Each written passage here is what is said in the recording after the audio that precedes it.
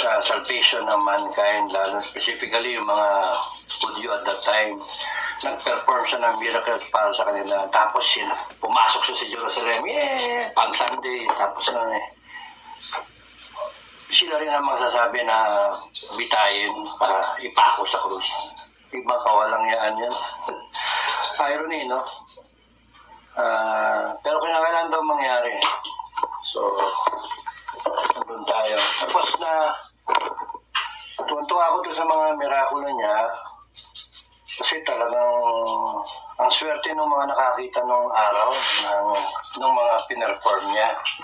Pero gusto ko rin, kaya ako ginawa itong vlog na ito para i-share din sa inyo yung mga nangyari sa buong buhay ko. Ang dami rin mirakulo sa buhay ko. Dapat nakapangasinyer wala pa, di pa uso YouTube nun tsaka mga FB.